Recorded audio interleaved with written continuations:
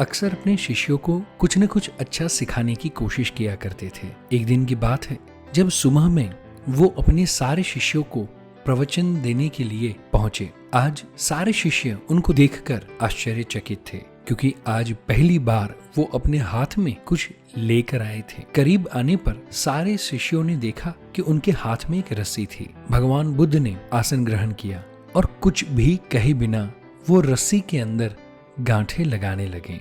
वहां उपस्थित सभी लोग यह देखकर सोच रहे थे कि अब भगवान बुद्ध आगे क्या करेंगे। तभी बुद्ध ने सभी से एक प्रश्न किया, मैंने इस रस्सी में 3 गांठें लगा दी हैं। अब मैं आपसे ये जानना चाहता हूँ कि ये वही रस्सी है जो गांठें लगाने से पूर्व थी।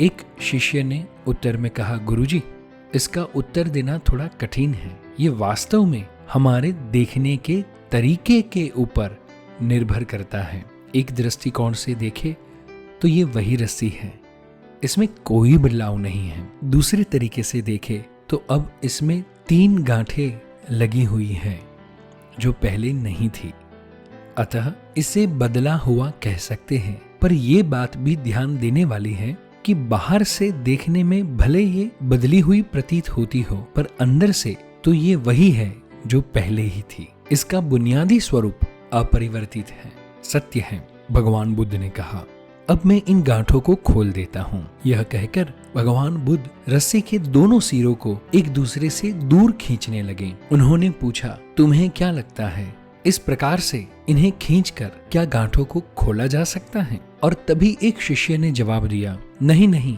ऐसा करने से तो ये गांठें और भी कस जाएगी और इन्हें खोलना और भी मुश्किल हो जाएगा। बुद्ध ने कहा, ठीक है, अब एक आखिरी प्रश्न बताओ, इन गांठों को खोलने के लिए हमें क्या करना होगा?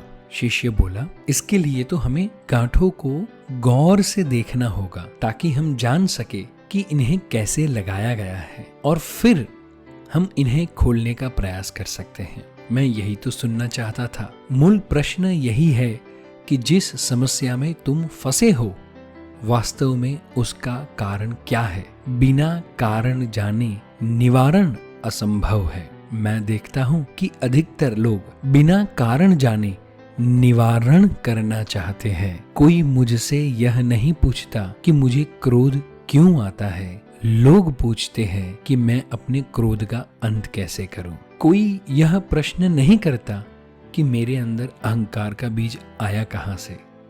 लोग हमेशा प्रश्न पूछते हैं, मैं अपना अहंकार कैसे खत्म करूं। तो प्रिय शिष्यों, जिस प्रकार